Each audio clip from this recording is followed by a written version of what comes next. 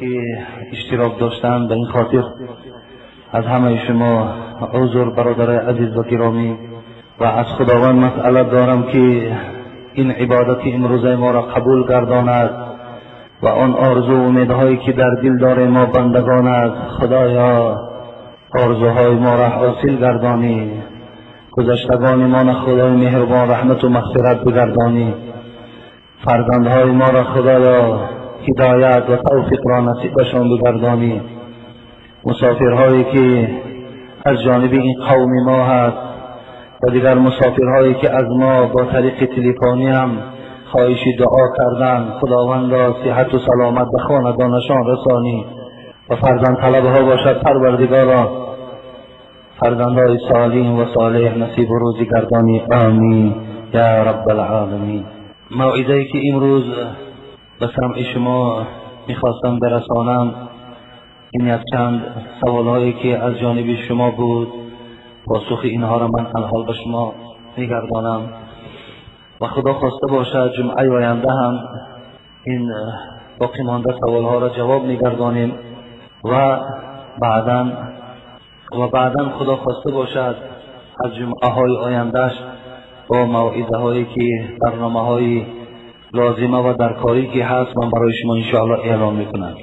السلام علیکم اکای حاجی مرزا، در حق شوهر عاجز من و در حق من و در حق فرزندان من دعا کنید. مادر اسلامی شما قیله سی واحد الها از تو برک. خدای مهربان اهل خاندان اهل با فیض و با برکات گردانی و همه آرزوهاشون خدای مهربان حاصل گردانی. آمین یا رب العالمین. السلام علیکم آقای حاجی، ما یکی از مخلصان شما، خداوند نگهدارت شما را. بابای حاجی پدرم و عائله‌ام مریضن، از شما خواهش میکنم در حقشان دعا کنید خداوند شفا دهد. مخلصی شما قاری فیضلی از شهر قربان تیپه. خدای مهربان همه بیماری های خاندان این بنده خود شفای کامل و شفای عاجل خدا نصیب گرداند. آمین یا رب العالمین. السلام علیکم اکای حاجی مرزا، من یک نفر مخلص شما از شهر خوجند می باشم. عائله من کسری روحی شده است. امروز که روز اجابت دعا می باشد، التماس با همراهی قوم مردم باستانی کولاب دعا کنید که خداوند به آن کس شفا دهد، زیرا من صاحب 4 فرزند هستم و نمی خواهم که عائله من ویران شود. با احترام عبدالمجید از خوجند. خدای مهربان این خواهر هم که مبتلای این بیماری شده است، شفای کامل و شفای عاجل خداوند نصیب و روزش گرداند. آمین یا رب العالمین. السلام علیکم داملای عزیز، از شما خواهش در این روز عید جمع آمد انشاءالله قبول است.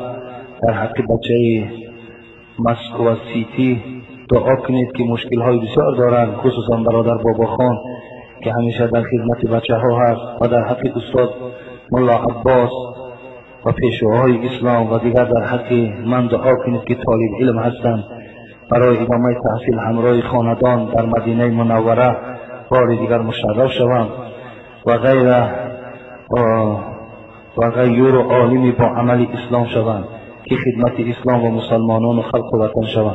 شما را خدا نگه دارد. خدای مهربان اون برادر باملا عباس هم که روزی جمعه گذشته در حقشان دعا کرده بودیم، خداوند شفای کامل و شفای عاجل نصیب گرداند و برادرایی که در اون مسکو سیتی که نام برده است و برادر بابا خانم که یکی از خدمت رسانهای همین مسجد بوده، خداوند کارهاشون در کشایش و خداشون خدا از همه آفتها نگه دارد و این برادر هم تحصیلی در مدینه خواهش کردن که در حقش دعا کنیم خدای مهربان و این آرزوی نیک موفقش گرداند. آمین یا رب العالمین.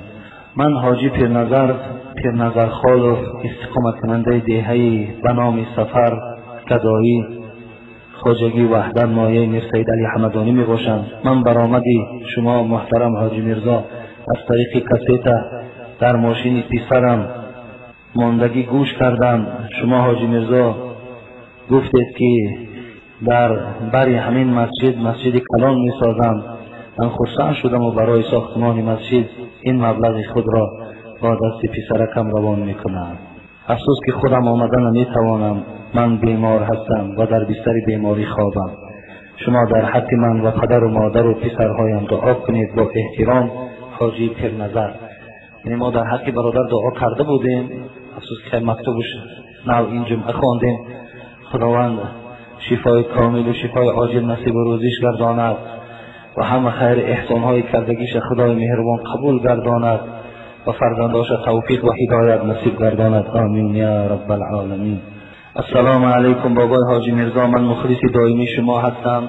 من در لیسه رقم 1 شهر کلاه تحصیل علم میکنم و من یک معلم سوال داد که با یگان ملا سوال ده که ما از کجا آمدیم، برای چی آمدیم و کجا می رویم. التماس جوابش را دهید. خدا خیر دهد این معلم که از شاگرد خود پرسان کرده است که رفته از یگان نفر اهل علم، از یگان داملای پرسان کن که ما از کجا آمدیم، چی کار میکنیم و کجا می رویم. همین برای این برادر لازم بود است.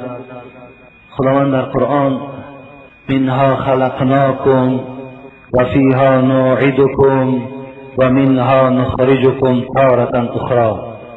الله در سوال این بنده خود که امروز معلم است جواب میگرداند منها خلقناکم.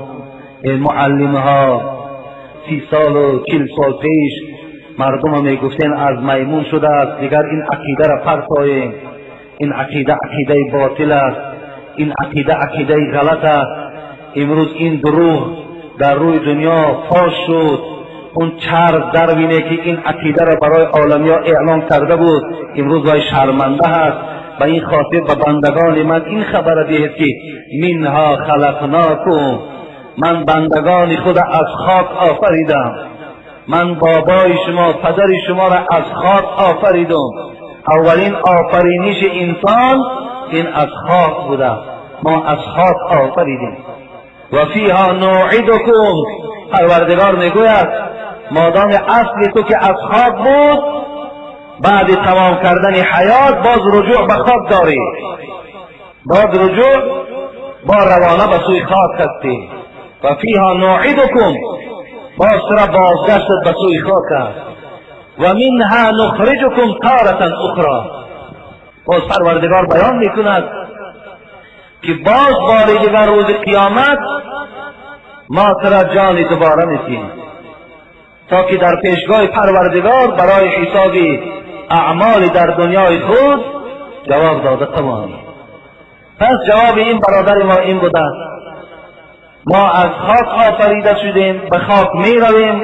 بار دیگر باز خداوند برای ما و شما جان دوباره می دهد و پیشگاه خدا در ما از حیات خودمان اخبارات می دهیم.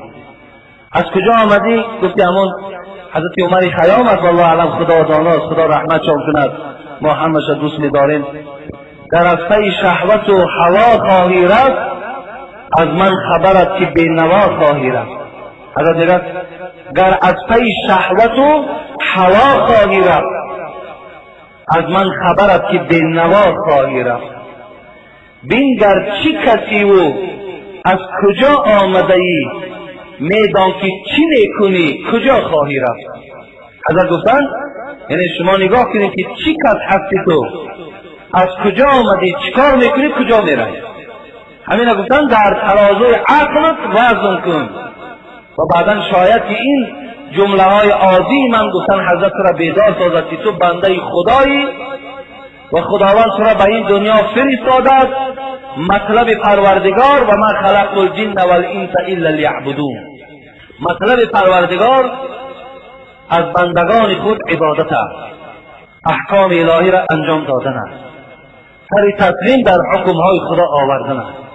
انا همین است سبب آمدن ما و فردا هم که ما در پیشگاه خدا راه شویم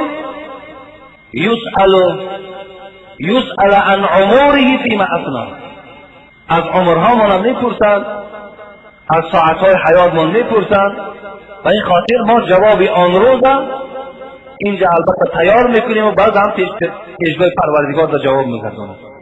السلام علیکم حاجی میرزا، من ساکن ناحیه دنغره ام و خود را حس نمی کنم که من از دنغره هستم.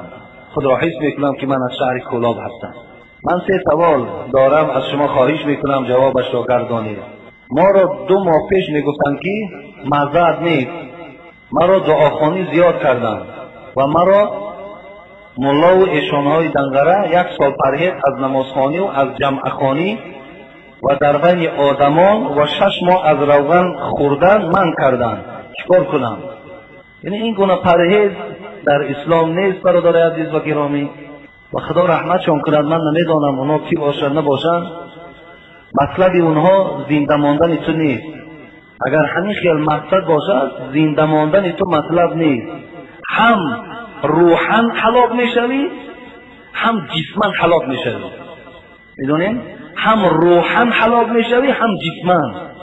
وقتی از نمازخوانی تو را منع سازند، وقتی از نماز جماعت را منع سازند، تو الکی روحاً هلاک شدگی. مثل الذي يذكر ربه والذي لا يذكره مثل الحي والميت.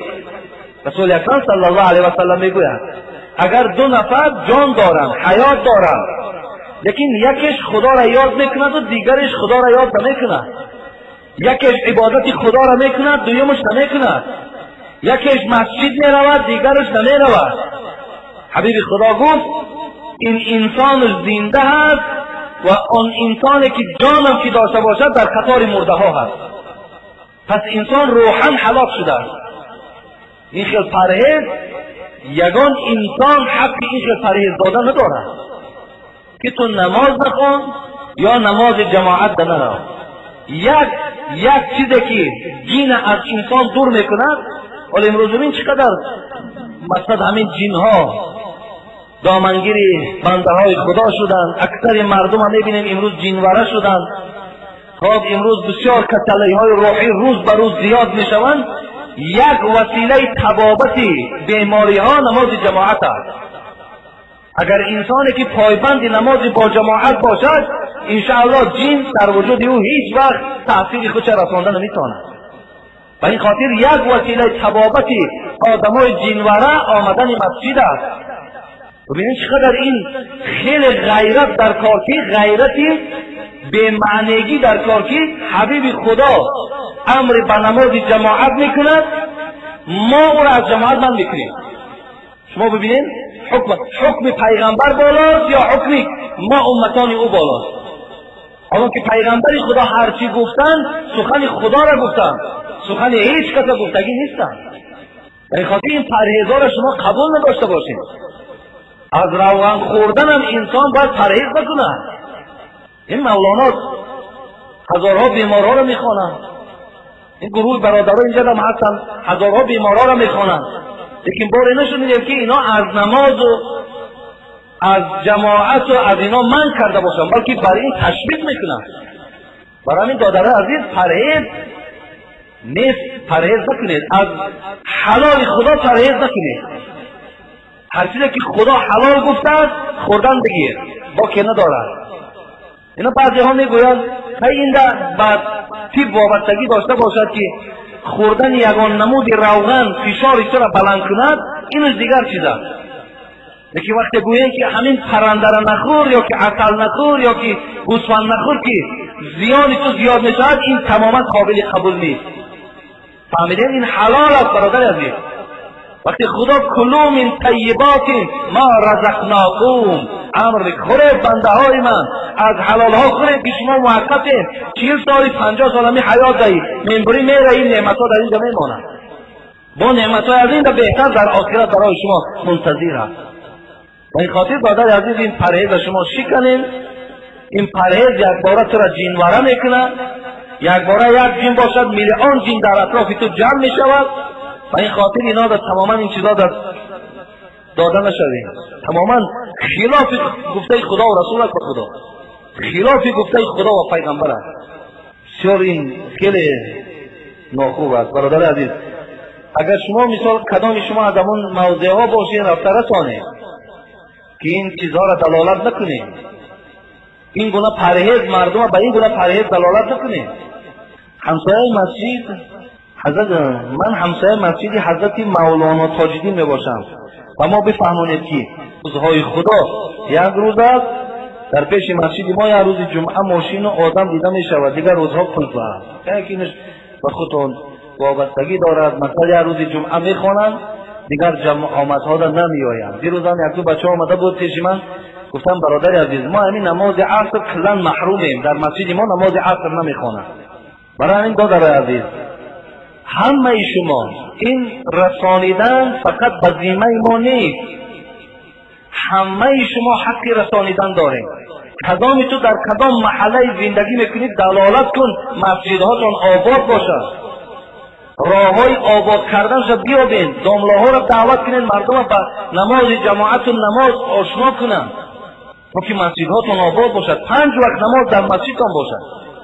خدا رحمت کند یکی از دوستای خدا میگفت به مسجد هفته از تو کجا یک سجده واحد، اگر در یک هفته یک بار تو مسجد روی یک روز جمعه را خوانی و دیگراش نروی، این دوست خدا چی گفته است؟ به مسجد هفته از تو کجا یک سجده واحد که در آینه زاهد به 6 روز دیگر پافیق. حضرت در آینه ما در دین ما کسی یک روز نماز رفته میخوانه و 6 روز دیگرش از جماعت فارغ است و جماعت ذوق ندارد، حاضر نمیشود و ما فاسق میگوییم. گفتم این خاطر پایبند جماعت باشید.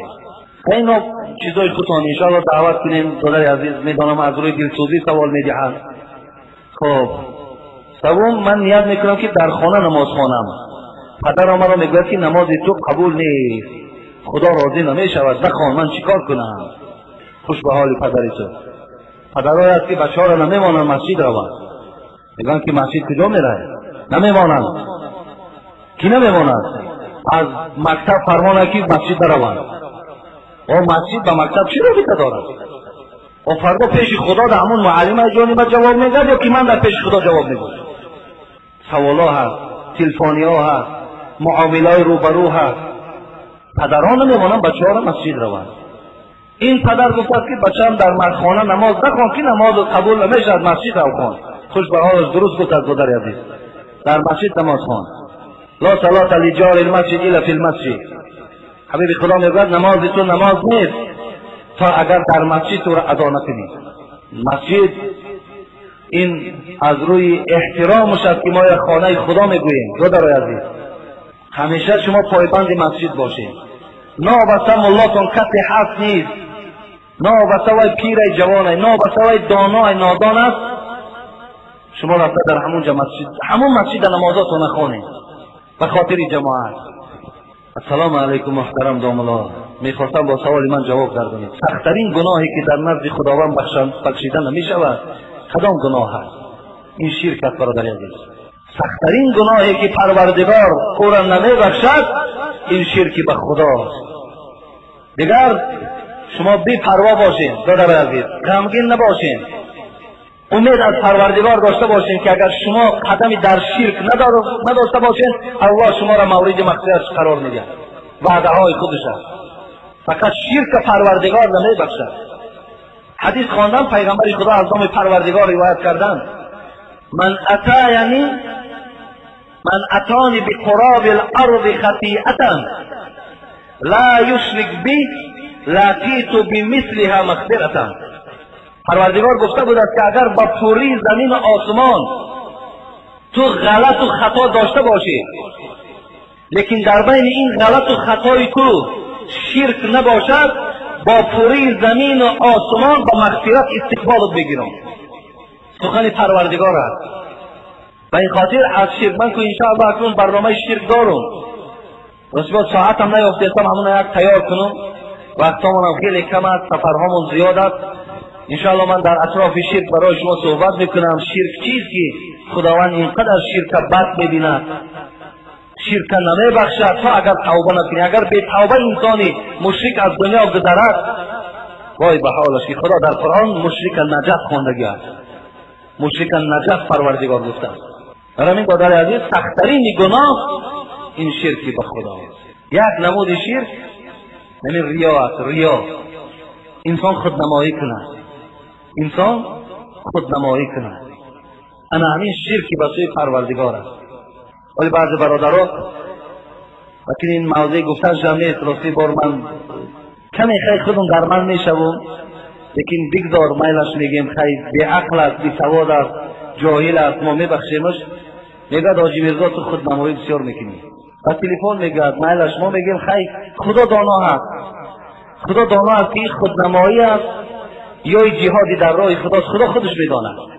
اگر خودنمایی ها میشد شاید که اینقدر الحمدلله که ما از صدای زنگ های تلفن و وقتی که میشنوم که زن تاجیک یا مرد تاجیک وقتی با یک هیجان میگوید که داملا من هدایت یافتم از گوش کردن سخن تو و خدا قسم من در پیشگاه خود در پیش خدا خود من عزیزترین انسان میشمارم.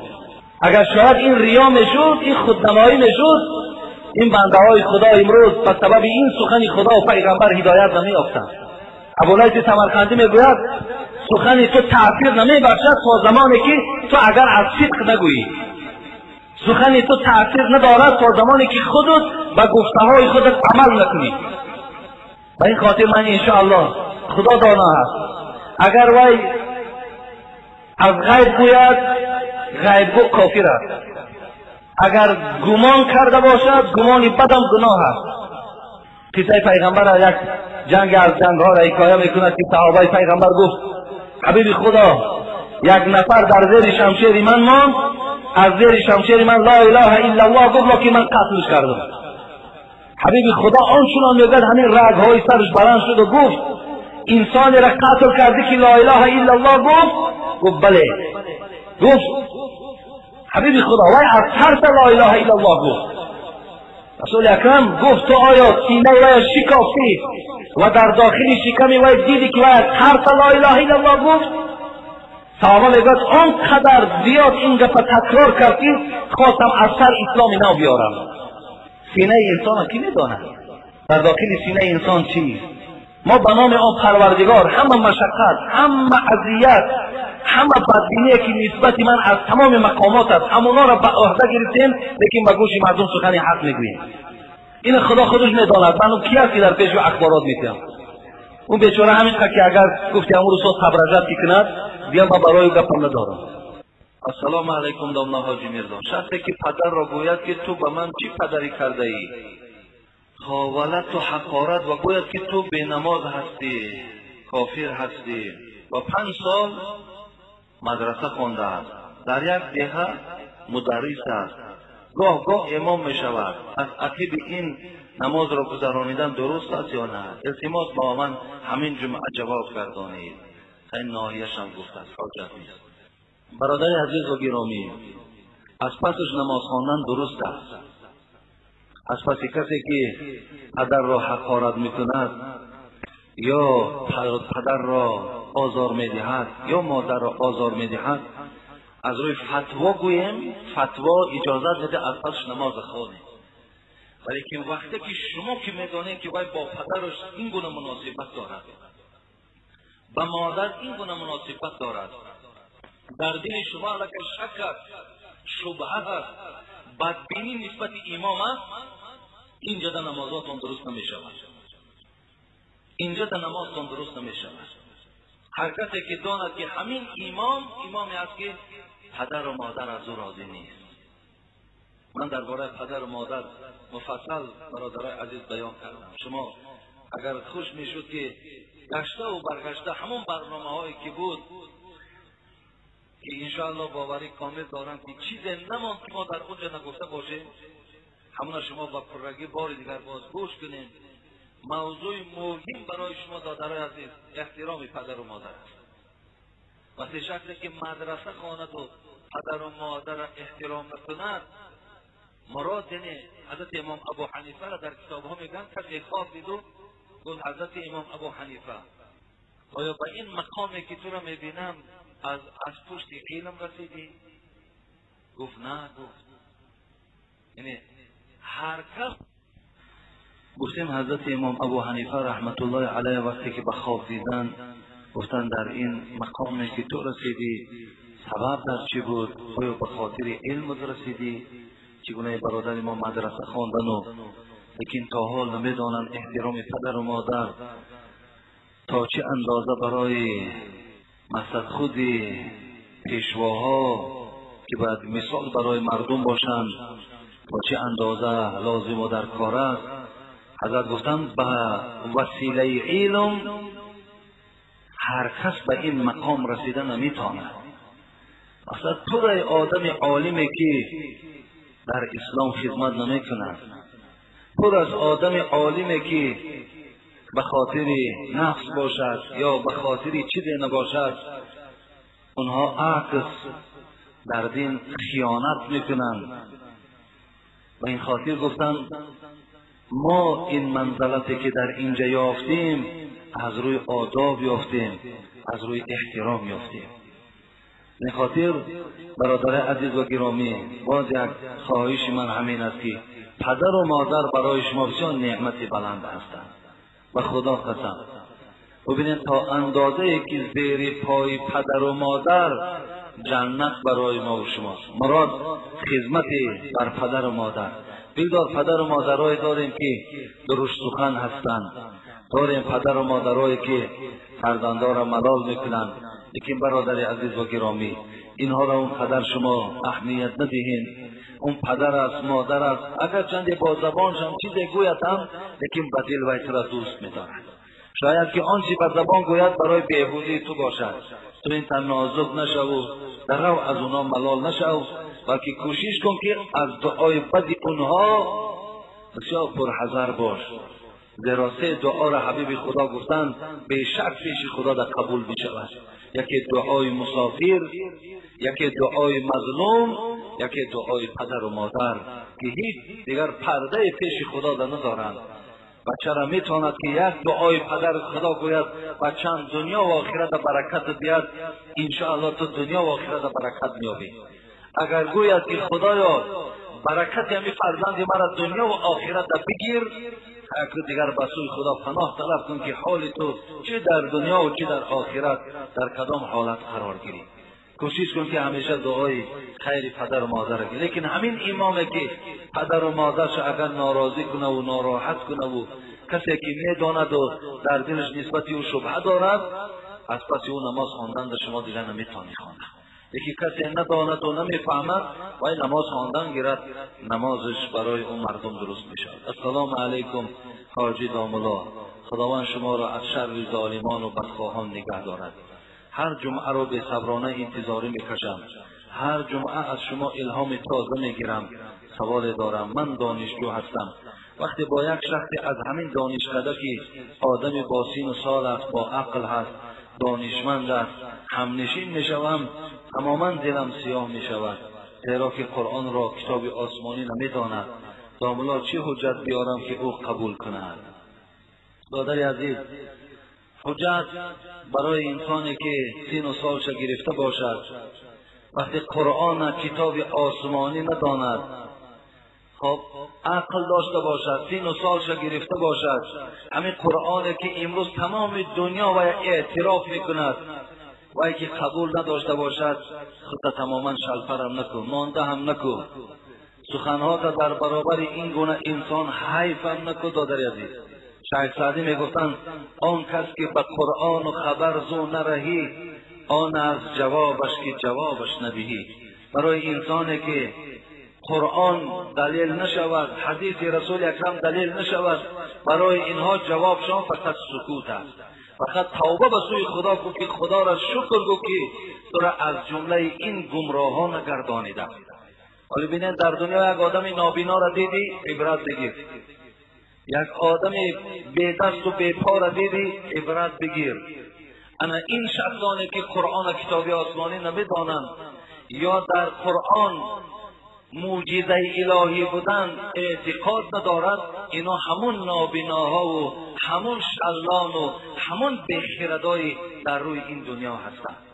برای من از اینا شما برادر عزیز یگان دلیل هم نیارید. هر دلیلی که بیاری من این پیشکی را برای تو بیان میکنم، یگان دلیل اتنا این انسان قبول نمیکنه. زیرا خداوند اگر در دل یک سیاهی را انداخت است که تمام سخن خوب برای همش رد شونده هستند. فقط دعا کو که خدا هدایتش کند. دیگر این خیلی انسان ها را زاره کردن و تولا کردن و دیگر هیچ حاجت هم ندارد. غمگین هم نشد برادر عزیز. السلام علیکم دامنای شیرین سخن اکر حاجی مرزا. ما سه برادر از سین خردسالی پرتاخته است. پدرمان به ما حتی یک لباس هم یاردم نکرده. وقتی که ما را پرتاخته بود ما 2 سال داشتیم، حاضر باشد 19 ساله هستیم. برادرم 20 سال دارد، دادرم 17 سال دارد. ما را مادرمان کلان کرده است. آیا ما حق نگاه بین داریم؟ لیکن پدرمان همیشه عرق می نوشد. التماس جواب گویید. یکی از مخلصان شما از شهر دوشنبه. اکو دادر عزیز وای عرق می نوشد، وای زنا می کند، هر چی می کند، نام پدری او از بالای شما دور نمی شود. او پدر شما هست. وای عرق نوش است، زناکار است، پیشگاه خدا هست. فردا جواب در پیشگاه خدا می گوید به این حرام کردهای خدا نزدیک شدند. لیکن شما همچو فرزند وای احترام کنین. برادر عزیز، شما را که خدا اینقدر بچه‌های عاقل و با فهم کرده است، شما باید دعوت کنین، کوشش کنین که از همین عرق نوشی باز ایستد. شما یاردم کنین، زیرا یاردم کردن او وظیفه شما هم لازم و درکار است. شما در این هم قرض دارین. السلام علیکم و رحمت الله. شخصی را پرسیدم که این پسر شما جواب داد از مادرش پرسید. این گپ نادرست است برادر. این دیوسانه گپ است. کسی را میپرسد که همین بچه ای چه است؟ من نمیدانم، از مادرش پرسید. یعنی تو ناباوری در زندگی داری. یعنی تو آنقدر دیوسی هستی که حتی باور نداره که همین فرزند تو هست. گویا همین فرزند تو هست، بگو الحمدلله که فرزند من است. تو وقتی که در زنت باوری نداری، تو وقتی که در همین فرزندی که خدا برای تو نصیب کرده شکرگزار نیستی، اکو با حجت‌ها و دلیلایی که تو میاری که من چی میدانم در غایبی این من چیکار کرده کرد، تو به غایب کار نگیر. تو حجت نداری، شاهد نداری برای بیراه بودن زنی خودت. پس وقتی این خیل گفتی تو پیشگاه خدا در یک آدمی خیلی بی قدر و بی قیمت هستی. از مادر پرسی. نه، بگو برای فرزندی من است. الحمدلله که فرزندی من است. شه بچه را پرسان شدیم که نیت غسل را میدانی؟ و گفت که نمیدانم. اگر رفته آبازی کنی همون نیت است. التماس جواب گوید آیا این درست است؟ ولی درست است برادر عزیز. نیت غسل دانستن نه شرط است، نه ضرور است، نه فرض است، نه واجب است، نه سنت. فقط همون خانه‌داری که از مرد به زن می شود، از جایگاه خواب که به طرف همون حمام که رفتی، خودش نیت غسل است. همون فرضایی که در غسل هست، شستن دهان و خواب شستن، آب گرفتن بینی و تمام بدن از آب تر کردن، اینها از ضرورات غسل جنابت هست. اینا فرضند.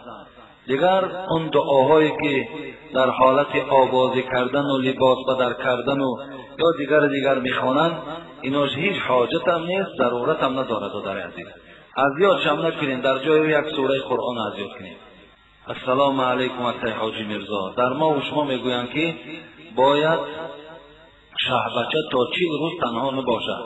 شما در این باره چی گفتنی هستید؟ نه، این معنی ندارد که شه بچه باید که تنها نباشد یا که عروس تنها نباشد. مثلا تنها گشتن خوبی ندارد، چی برای شه بچه باشد چی برای عروس باشد، چی در چیل باشد و چی در بیرون چیل باشد. یعنی هیچ وقت طاقه گشتن خوبی ندارد، طاقه خواب کردن خوبی ندارد. چگونه که حبیب خدا گفتند اثنان خیر من واحد. 2 کس از 1 کس بهتر است، 3 کس از 2 کس بهتر است، 4 کس از 3 کس بهتر است. علیکم بالجماعه، همیشه با جماعت باشید. و این خاطر تنها گشتن، تنها شبها گشتن، همه اینا البته به زیان و ضرر بنده حل می شود. شما را خدا نگه می دارد. شما از خداوند همیشه محافظت خودتان طلب کنین، ایناش اونقدر ضرورت ندارد. السلام علیکم. ما یک گروه دانشجویان از شهر فرغان‌تپه با شما چنین سوالی داریم. میگویند که اگر انسان 1000 ماه نماز داشته باشد، یعنی گذاشته، به او بعدا نماز فرض نمی شده، ما در عین وقت در مسجد شما هستیم، التماس همین جمعه جواب گویید و 1000 ماهش تخمین 84 سال می شود. خب یعنی اگر انسان به 84 رسد گویا که نماز از گردن او ساقط می شود. نه دادر عزیز، هیچ وقت نماز از گردن انسان تا لحظه آخری که دنیا را پدرود می گویی در گردن شما نماز فرض است. حتی بینیم که پاها کار نمی کند، میان کار نمی کند، دستها کار نمی کند، حتی سر جنبانیدن کار نکند، به اشاره چشم نماز فرض است. یعنی هیچ وقت نماز از ذمه ما، از گردن ما دور نمی شود تا زمانی که ما دنیا را پدرود نکنیم. در مسئله می آید که حتی انسانی که در حاجتخانه می افتد و تا همین گلوش گویم نجاست است، وقتی نماز آمد چیکار کند؟ میگه اگر در همون حالت نماز نخواند پیش خدا در گناهگار است. شما بینید تا گلو در داخل نجاست است. اگر وقتی نماز آمد با اشاره سر میگوید همونجا نماز خواند. یا در بیمارخانه بیماری هایی که خوابیده هستند، اگر چی میگوید روی ایشان به سوی قبله هم که نباشد، یا انسان در حالت جراحی است یا قوت خیستن ندارد، یا همون مترس گویم یا پروستینی که دارند یا کرپه‌ای که دارند همه بی نماز است، همونجا هم با تیمم اگر قادر باشند تیمم کنند، با تیمم هم اگر قادر نباشند به تیمم نمازشان همونجا به اشاره سرشان خوانند. همونجا هم اگر ما گویم که نه اینجا نماز گردن من فرض نیست، با این عقیده ما پیشگاه خدا را گناهگاریم.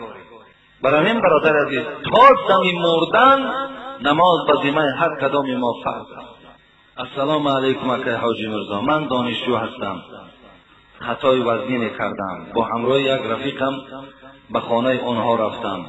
بدبختانه من همون شب در فریب شیطان افتادم. باز با همون احوال و لباسهای بی نماز از ترس آنکه خانه‌داران نفهمند من نماز خواندم. خواهش میکنم که شهر جهیز. امیدوارم که خدای مهربان من سگ عاصی را عفو میکند. برادران عزیز، شما اگر در هر خانه‌ای که مهمان میشویم، مبادا که همون شب شما احتلامی میشویم، انسانیم، احتلامی شدیم. اگر شما شأن کنین از خانه‌دار طلب آب نکنین و شما غسل نکنین و نماز نخوانین، این حالت هم شما گناهگار هستین. میگه در صحبت پیامبر خدا همه نشسته بود که یک کس بادش برآمد، همه خندید. پیامبر خدا گفت چه جای خنده است؟ وقتی کاری که خود شما هم میکنین چه جای خنده است؟ گفت یعنی وقتی چیزی که از شما هم صادر میشود شما هم مثل وای باتان میبراید، چه جای خنده است؟ گفت پس اگر همین غسل جنابت نه در ذمه یکی از ما و شما، در ذمه همه ما و شما کجای میرویم شاید انسان احتلامی میشود. یعنی شیطان وای فهم میکند، بعدا خانه‌دار مرا نفهمد و اینجا فتنه میشود و اینجا فلان میشود. نه، نماز از همه مهمتر. شما رفته آوازی تا نکنین، آمده اینجا در نماز تا نخوانین، نه تیمم و نه طهارت خالقتی، نمازاتون درست نمیشود. خب این دادر عزیزم توبه کن به سوی پروردگار و اون نماز تو قضا خوان، البته خداوند از تو قبولش میگرداند. خب محترم حاجی مرزا، درباره فیلم حضرت یوسف شما به شاگردان خود میگین که کسی این فیلم را تماشا میکند او دین ندارد، دیگر پیش من نآید مگر این فیلم از روی کتاب قرآن نیست. چرا دادر عزیز تهمت میکنی؟ من تماما این گپ نگفتم. من کی گفتم که تو اگر فیلم حضرت یوسف اگر تماشا کنی تو دین نداری و پیش من نمیای، پیش من نآیی؟ نه برادر عزیز، این گپ از من نمیبراند. اگر حجت داری از شکر خدا، همه گپ زمان چی با طریق ویدیو و چی با طریق تلفن و به همه ثبت می شود. بیار حجت که من گفته باشم که فیلم حضرت کینایی که برآوردن همین کینا را تماشا نکنین و کسی تماشا کند دین ندارد و پیش من نبرد. من این بیان کردم که من خودم وقتی فیلم تماشا کردن ندارم. من خودم تماما تماشا نکردم تا حاضرم تماشا نکردم. برای من از همه بهترین قرآن از قرآن میخوانم، شاید از فیلم در این من راحت کنم.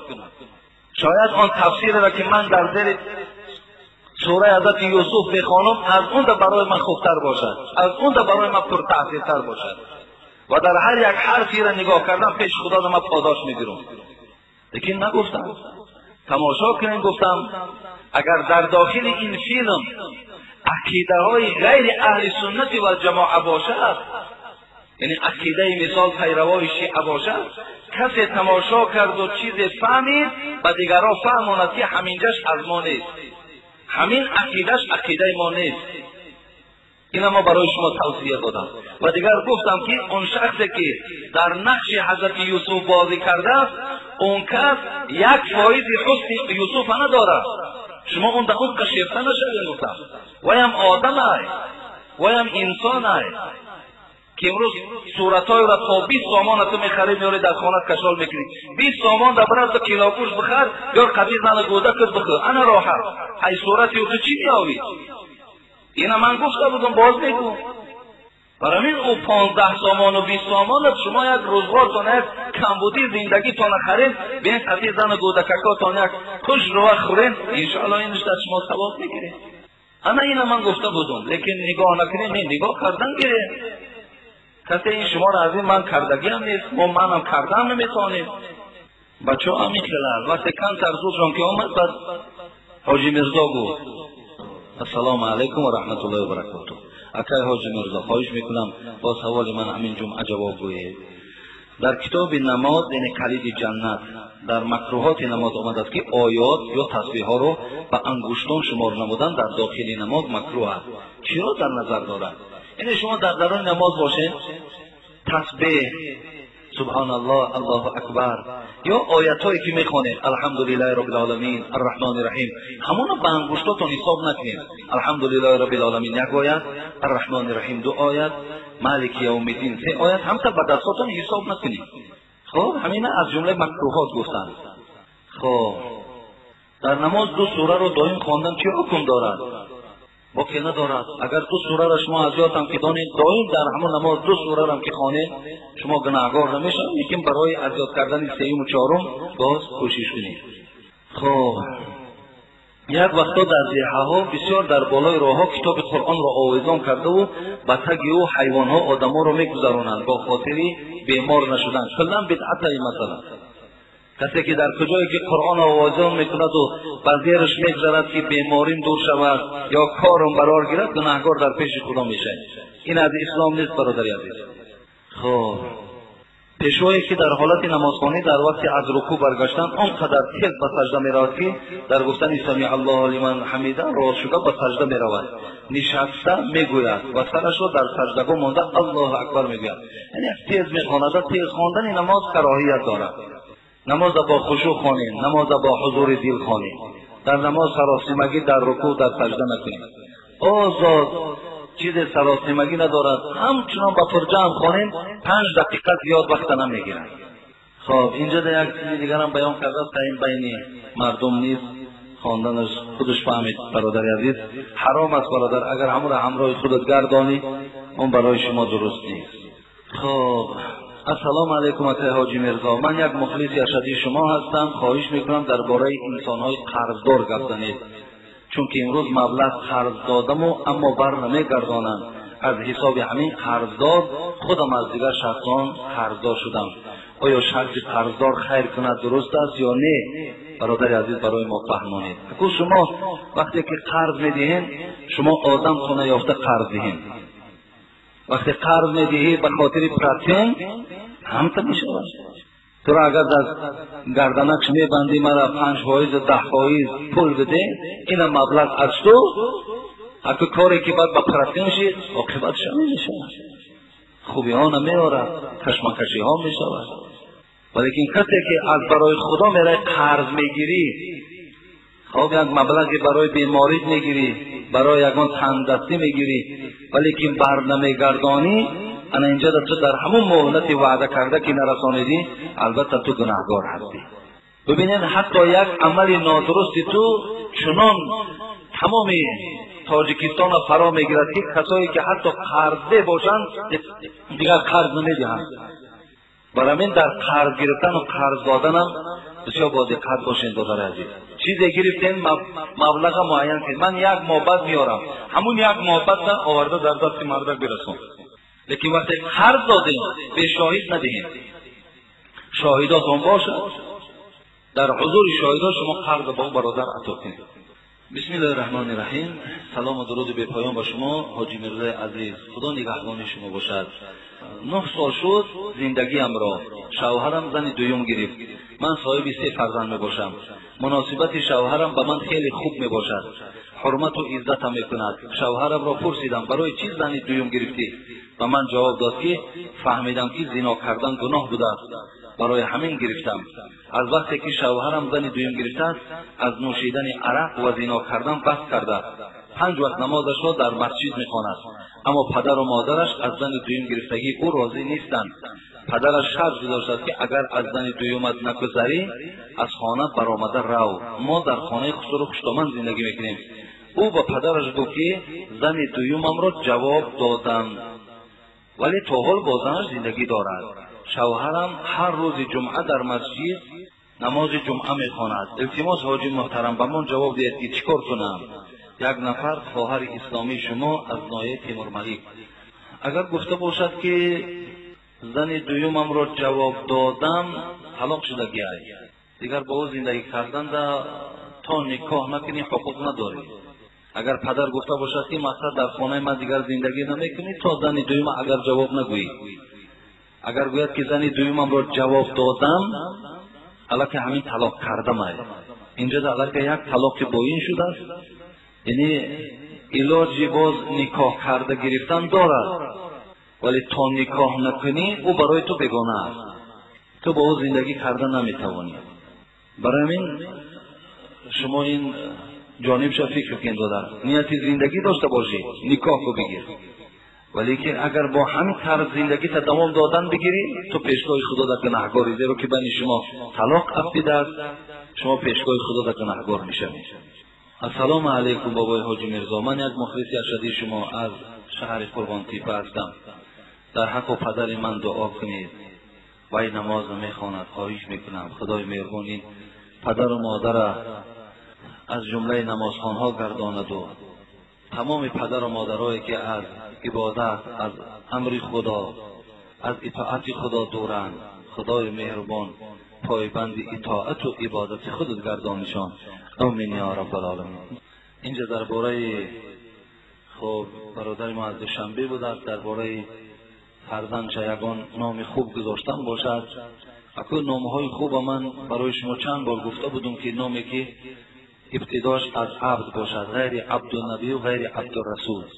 خب شما میدید عبدالنبی، خب عبدالرسول، عبدالنبی، یا محمد رسول میشود یا محمد نبی میشود. برای همین غیر اینها هر نامی که با عبد آغاز شود بهترین این نام است. شما میتونید با عبدالرحمن و عبدالله و عبدالکریم و عبدالصمد نام برای فرزنداتان، انشاءالله این یک مسئولیت پدری را از گردنتان دور میکنید.